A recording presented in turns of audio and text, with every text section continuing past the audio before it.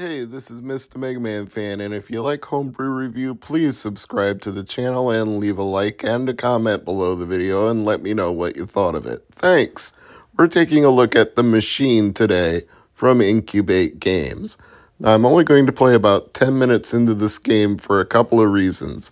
One, this is a press release version, which is not the full version of the game, and as noted in the intro of the game, some features are not available and some may be different from the final product.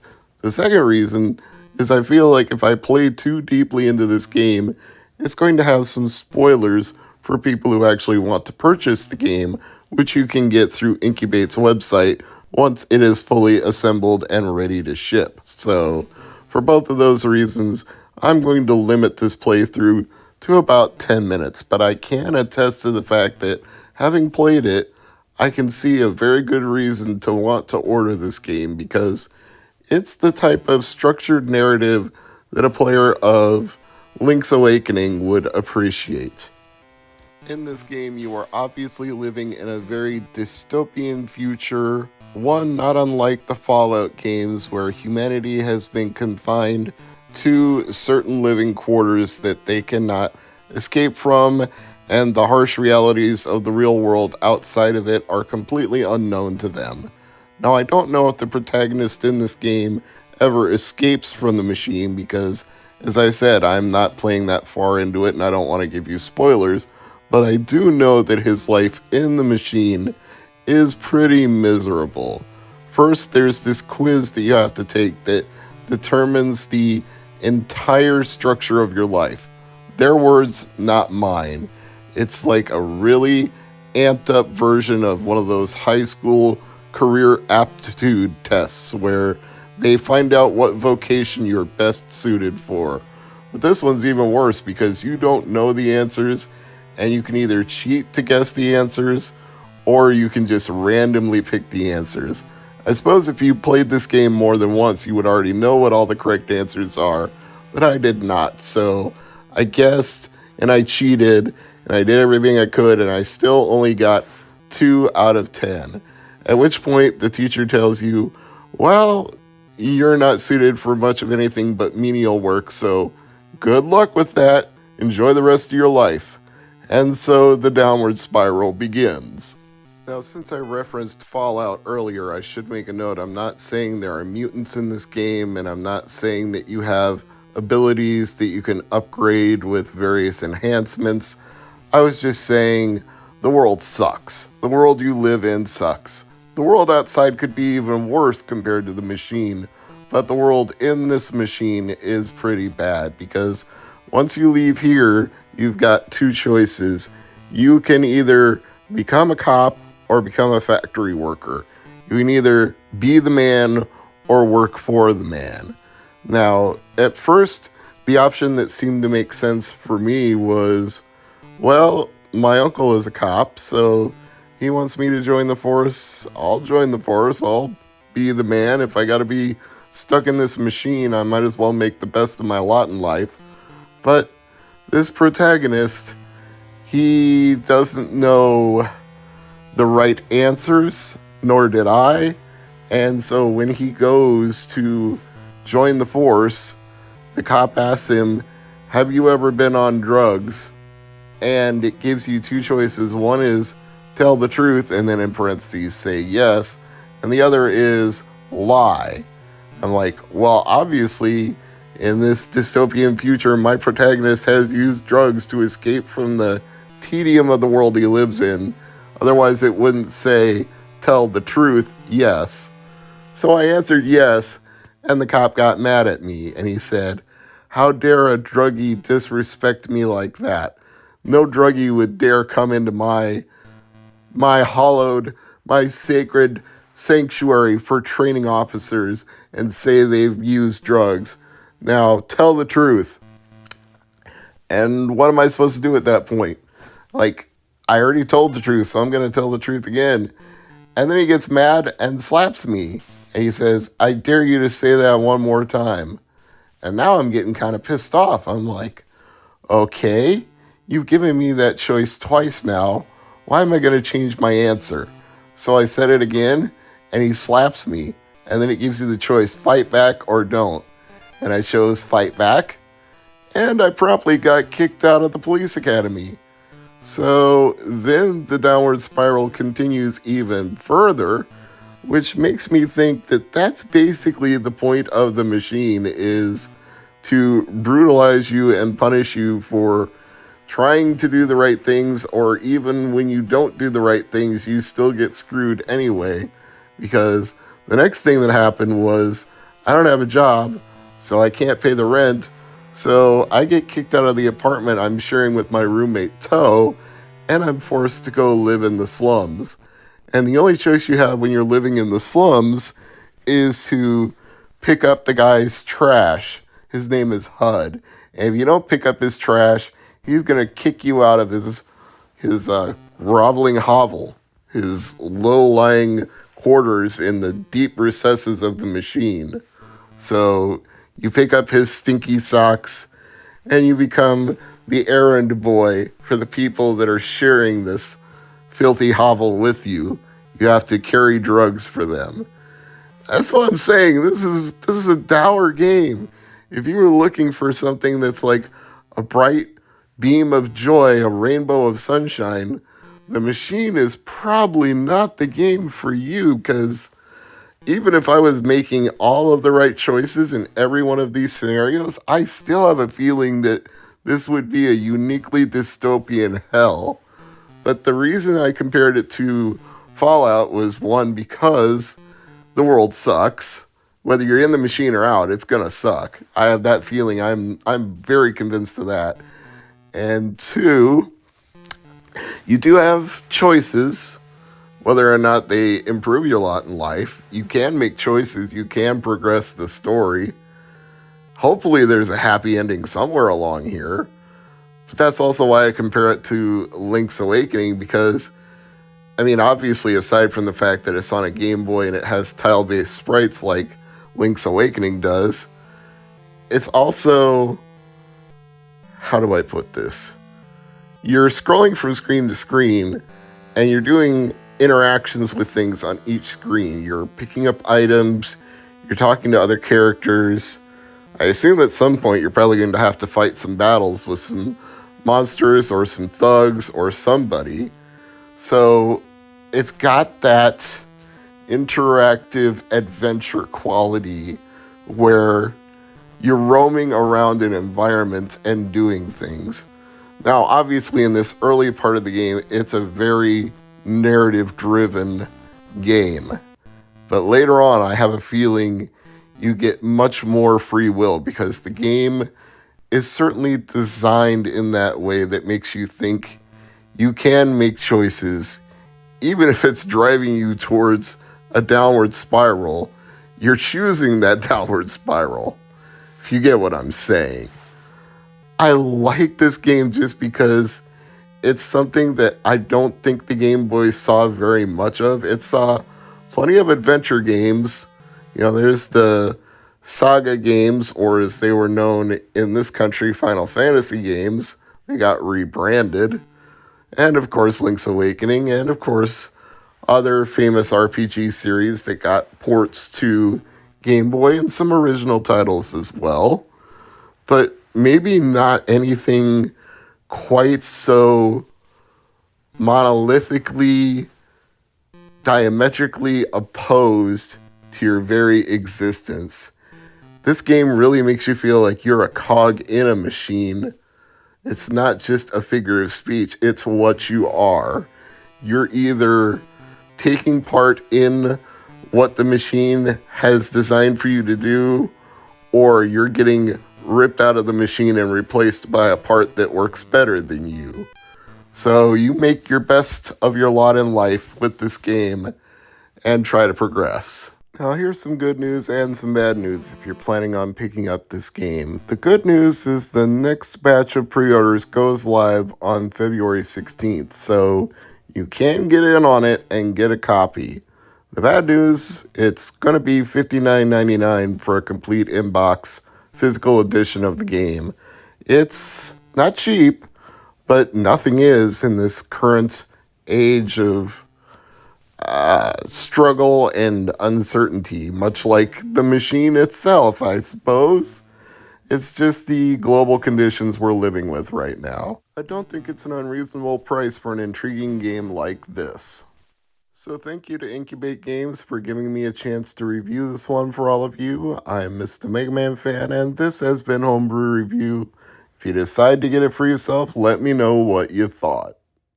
I'm Mr. MegaManFan, and this is Homebrew Review. Like, share, comment, and subscribe. You know all the things to do, and today we are looking at the adventures of Panzer II. We covered the first game when it was in the middle of a Kickstarter campaign. Well, this one was sent to us earlier than that by Dave Nemeth. He is now working on the beta. But before we get into that, this is Panzer. He's very egotistical, has a high opinion of himself, and generally the people who work for him, with him, or under him either tolerate him, loathe him, or outright resent him. But he is useful to them. Like, despite being this big jerk, they get things done with his help. So he thinks he's really in charge, but like so many generals and military leaders, it's actually the seconds in command and the people around him who get things done. Now, I'd like to take a moment to quote from Dave himself as to the state of the game you're about to see on Homebrew Review. This is what he had to say. Please feel free to stream it and play it to death, but remember this isn't a release candidate, and it still has a few bugs that need to be worked out. It should, however, give you a solid idea of what I am building. And I would agree with that sentiment, Dave. It does indeed. For example, this entire section that you're watching right now is a tutorial mode that you can skip over. The option on the menu screen that said skip intro, it skips all of this. I think it's pretty useful though, because in the actual gameplay, you get to select one partner per level. So by playing this tutorial mode, you learn what all of your partner's abilities are and how to best use them, so you know which one you would want to pick as your partner when you play the actual levels themselves. Follow me so far? Good. Now we're going to get to watch a little bit of this opening dialogue, and then we get to play as Panzer himself when he discovers that he is unable to progress to the next area. That's when we get introduced to the first partner that he can swap with, which in gameplay mode or in this tutorial mode, you do by pressing select. And speaking of tutorials, this monk at the beginning teaches you that by holding up and B, you can use some of your stored up magic points to restore your health. But once that runs out, you have to pick up little blue vials wherever you find them, either hanging in midair or when you kill enemies, and they restore your mana, your MP, whatever you'd like to describe it as. They're what allow you to cast magic to heal yourself. So you can replenish your hearts, but then you run out of ability to do that until you replenish the magic that you replenish your hearts with. Again, you follow me here? I hope so, because I think that makes sense, but maybe it makes more sense watching it in actual gameplay. It's very side-scrolling Legend of Zelda 2-esque in that way, which I consider to be a very good thing, although I know that back in the day when the second Zelda game came out, many people were confused that it wasn't a top-down explore the dungeon, explore the overworld game.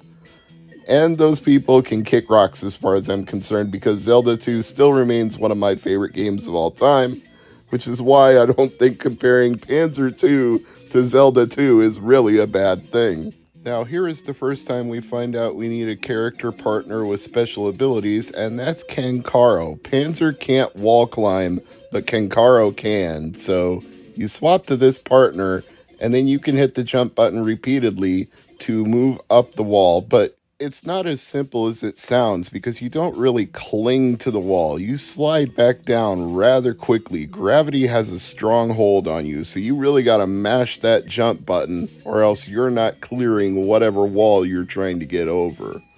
You know, that's just a game design decision. I'm not criticizing Dave or any of his team. I'm just telling you what you need to know, provided, of course, he doesn't change that later on since this is a beta. There really aren't many things I would tell him to change, and I don't want him to change anything based on my feedback. It should be his vision and his team's vision, but at the same time, since he gave me this beta, I will offer input and he can take it or leave it. That's all I can say about that. But I feel like the gameplay here is sound, which doesn't surprise me given that I felt the same way about the first Adventure of Panzer game. It should be noted, this is also based on a long-running Panzer series that he had done long before he got involved in coding an NES game, using NES Maker, getting a team of people to help him work on a game. This was all an ongoing saga, the Panzer Saga, and I will link to that somewhere in the description of this video if you want the full extended backstory. Plus, I'll link to the previous Panzer Homebrew review that you can check out as well. So you've got Kenkaro, who can climb walls, and then you've got Blarg, who can take abuse. That's not meaning that Blarg is a tank character. That means literally Blarg takes abuse from Panzer whenever Panzer feels like mouthing off to somebody and blaming his problems on somebody else. Blarg is the one who suffers the most. Then you've got Vespeto, who I would call the Mad Bomber. This guy can take out anything that looks like a blue square with a circle in the middle because he has bombs that he can throw. This is a minor criticism, Dave. Don't take this one too hard. But the only thing I don't like about Vespeto is that his bombs travel in an arc that you can't control. Would it be nice to just lay a bomb next to a tile to destroy it? Yes. Would it be nice to be able to hold the button to adjust the arc of your throw? Yes. I'm not saying you need to do either of those things. Players can adjust. They can learn to control Vespeto the way you've designed him. I did in time, and other people will too. It's just things that I thought of while I was playing as Vespeto in this tutorial. After that, we get to meet a mage who has a deep, abiding hatred for Panzer, Azriaz, and her ability is to freeze anything liquid into a solid state. Now, you may have already guessed what this ability is useful for. You can create platforms to jump over areas that are otherwise impassable. As you can see, I just froze the waterfall there and used that platform to jump from one side to the other. Her blasts also take out enemies, so she's useful in that respect too. And if I didn't mention it, Kenkaro can shoot up to 3 arrows at a time, but then he has to pause and reload his quiver. So you can use him for long-ranged attacks and not just wall jumping. So Kenkaro might actually be the most useful partner character, but it's a little too early in the development of this game to say that for certain. And there may be levels where you need Azriaz or Vespeto way more than you need either of those two. So, like for example, Rivendar, or perhaps it's Rivendare because the spelling seems to change in this cutscene, but either way, this is an ice level where the floor tiles are slippery and your momentum will carry you forward whether you want it to or not. And once again, I would say this is not a criticism, that's a design choice. I accept it. We've all played many an NES game with a slippery level. You can't get away from it in game design. It's going to come up somewhere. Even Sonic games have levels where he's walking around on oil and slipping and sliding and hard to control. So it's not a bad thing. It's just a thing that is something game designers can choose to use or not use, and you learn to adjust your play style to that decision. But when it also involves things that hang down from the ceiling that hurt you if you hit them, slippery tiles become a whole nother kettle of fish. Here's another level in the beta I decided to sample. I think it's pronounced Herinus, and this one has some really mad cows. Literally. Don't even try to fight the cows. They charge at you repeatedly, and you can't do enough damage to hurt them. I think that was a glitch, by the way. Dave, This Kenkaro dialogue is from the intro, and I don't know why it just occurred there when I tried to attack an enemy, so like he said, this is a beta. But anyway, don't fight the cows in Herrenjas. You can't kill them. I've tried. They will just keep running back and forth at top speed until they take out all of your health. You just jump over them or avoid them. And I think there's a little bit of a Zelda Game Boy reference in this village as well, because the chickens are mad at you and they fly at you and cause you to lose health. And their pattern is somewhat unpredictable, so it's hard to jump and hit them at the right time. At least these pigs are somewhat predictable. They only move a few tiles at a time and they move back and forth very slowly, so the pigs are easy to handle, the cows are impossible, the chickens are somewhere in the middle. I think it's a nice balance. Maybe there is a way to kill the cows later on, or maybe if I switch to Kenkaro, I would be able to kill them with the bow and arrow at a distance, but I didn't feel like it was worth trying at this point. I just wanted to explore with Panzer as much as I could until I was forced into switching to a partner for some situation that Panzer couldn't overcome on his own. Anyway, I think that Adventures of Panzer 2 is coming along quite nicely. This is a 0.65 beta, so by the time the crowdfunding campaign is ready, it will probably be much closer to a finished state. I would say, Dave, you're off to a good start here. Keep up the good work, and I look forward to reviewing this again when you've polished it up and figured out everything that you wanted to add or subtract from the game as it exists right now. I am Mr. MegaManFan. This has been Homebrew Review. I thank you for watching, and as I said in the intro, like, share, comment, and subscribe. All of those things help the channel grow. We'll see you all again real soon. I'm Mr. MegaManFan. Like, share, comment, subscribe. You know all the things to do. Today we are looking at Robot War 2684 on Homebrew Review. And I think you can probably already guess that's a way of saying Robotron 2084 without directly saying it. It's an Atari 2600 version made by Champ Games. Let's just read what the box has to say. In the year 2684, humanity fights for survival against an evil robot menace. Do you have the skill to battle through 256 waves of enemies and save the last human family? Yeah, if it wasn't pretty obvious this was Robotron, you would know it from the fact that it said save the last human family. And the screenshots should give you a pretty good idea of that as well. And unlike screenshots back in the day, these screenshots are actual representations of the game you are going to play. Back in the heyday of Atari 2600, that wasn't necessarily the case. So this is my first time opening the game itself. I took it out of the Atari Age bag that it came in. I bought this through the Atari Age store, but I have yet to look at the cartridge or manual that were inside this box. So this is also an unboxing of sorts, if you will. Put a little bit of a crease in the flap, but that was necessary to get it open. Those things happen. And there's the cartridge itself. Very nice label.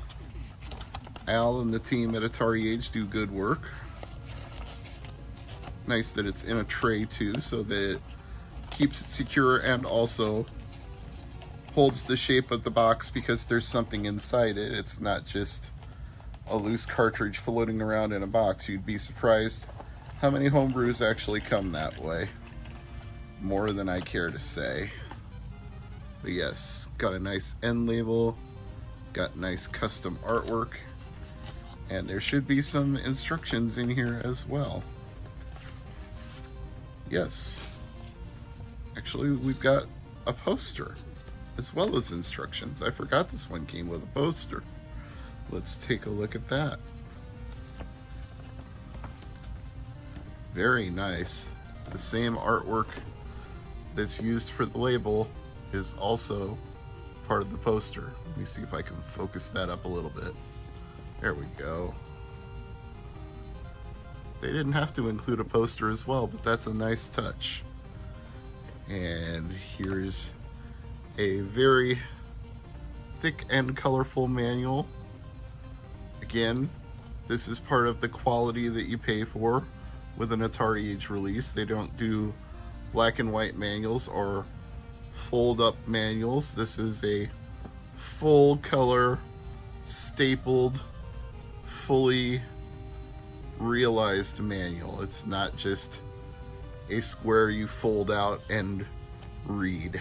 So everything about this presentation, even the back cover of the instruction manual, is high quality. And the stock they printed this on too, it's a thick, glossy paper. It's not flimsy in any way.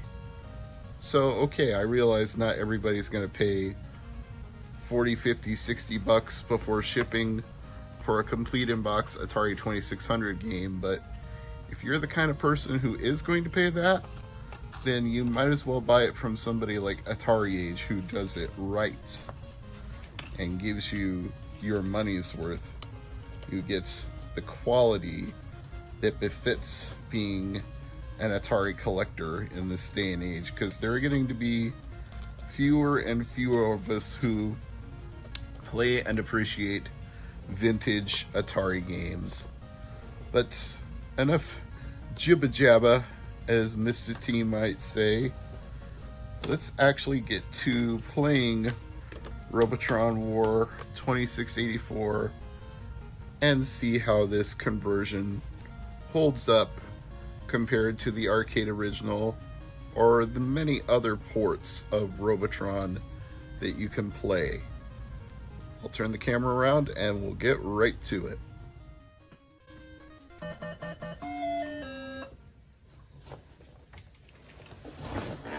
Alright, I think we're good to go here. Let me just zoom this in a little bit. Get a little closer. Hopefully this is not twin stick, because I'm not equipped for that if it is. One player, start wave 01.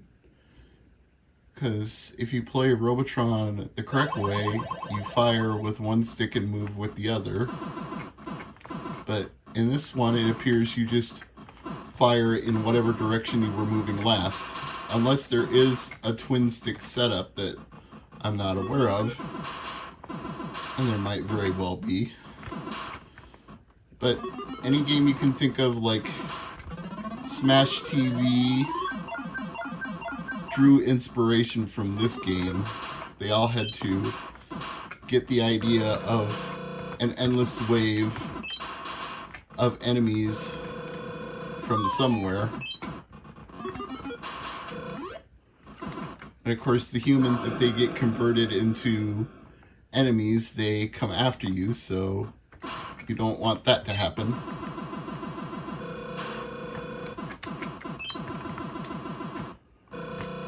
As you can see there, they get nasty when that happens.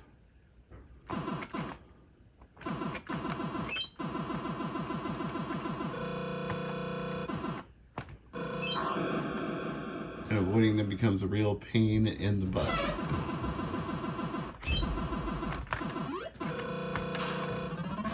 And that moves me on to the next wave.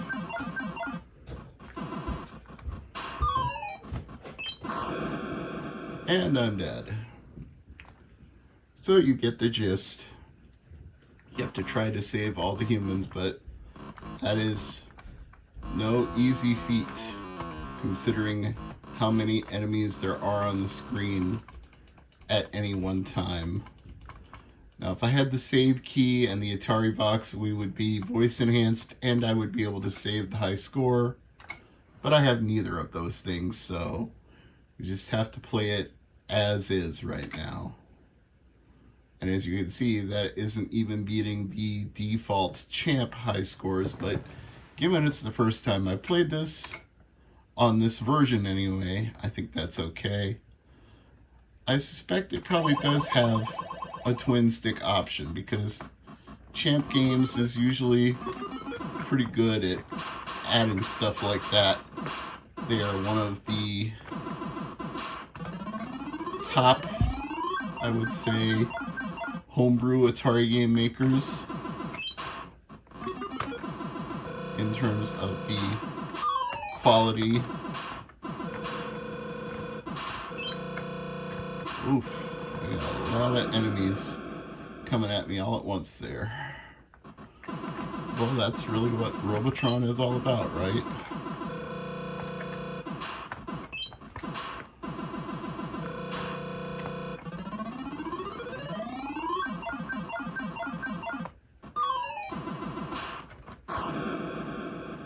Trying to get to the humans with so many things to fight off is no easy feat.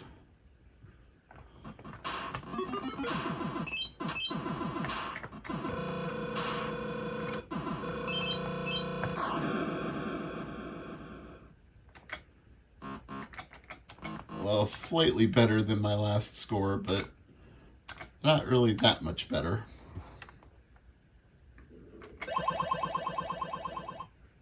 I wonder if I'd actually get a bonus for starting on a higher wave. I don't think so, but you never know.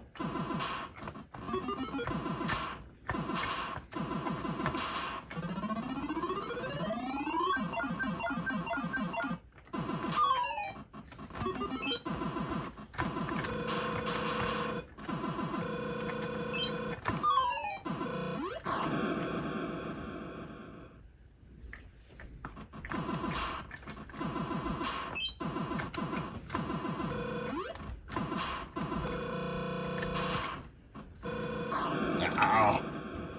The enemies that chase you down are the worst.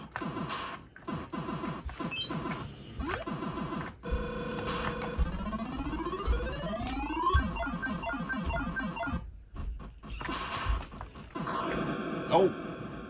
It's my own fault. I stepped where I shouldn't have stepped. And that was my own fault too. Getting your timing down with these waves is no easy feat.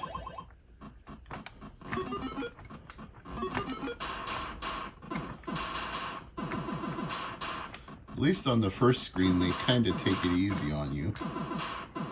Only 2 humans and not that many enemies, but it gets a lot harder very, very quickly.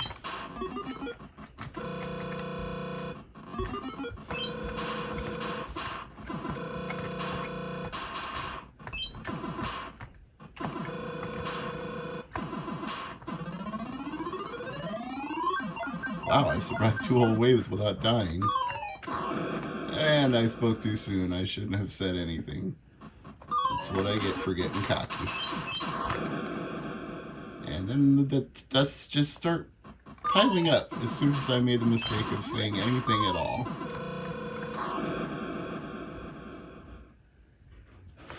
See if I can actually get to a 4th wave. Nope. Well, that was better than my previous high scores, but still not very good. You know, I'm going to just go ahead and call this a really good version of Robotron. I have no complaints here. You know how it is with Atari games. Sometimes they can be flickery or look nothing like the game they're supposed to be like. Neither of those things is true here. Champ Games did an excellent job of recreating the Robotron experience. I feel like this is a very faithful adaptation, down to how frantic it is, how hard it is to survive.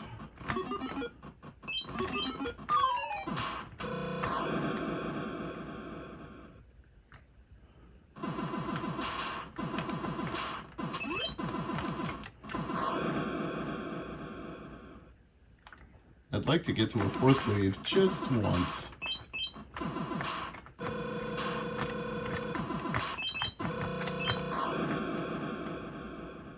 But that won't be this round. Still my best score yet, but also still not that good. Let's give it one more go. I assume you could probably play this in Stella on an emulator if the ROM is out there, but I would also say if you do that and like it, you should go ahead and buy it from Atari Age so that Champ Games gets what they deserve for the amount of effort that had to have gone into coding an authentic looking and feeling Robotron within the limitations of the Atari VCS hardware. Because by the standards of what we consider even traditional video game consoles, it's very low powered, underpowered. There's not a lot to work with. The term racing the beam comes to mind because you literally have to get your code to execute before the screen wraps around on the scan line to the next line. That's how few cycles you have to get the code working. So it takes a tremendous programmer who can write code in assembly language and knows the ins and outs of what makes a VCS tick to pull off something that's almost, I would say, miraculous when you think about what it takes to make a good 2600 game. Is highly commendable. Anyone that can do it and does do it deserves the recognition for being able to achieve the programming feats they can within the confines that limit the Atari console. I mean, even the Atari 5200 can do more because it's basically a fancy Atari 800 that's been dressed up. 7,650 feels like an appropriate score to end on, so I give Robotron or Robot War 2684 2 thumbs up. Champ Games, you hit it out of the ballpark with this one. Very glad I picked it up complete in box because of the excellent overall presentation, and the game befits that presentation by being a standout on the 2600. Just imagine if this had come back out in the 1980s instead of in the 2020s. What people would have thought of their Atari console playing a home version of Robotron on the 2600. That really says it all. If you put it in the context of the era of this console when it was at its dominance in the video game landscape in North America, in particular the United States, this would have blown people's minds.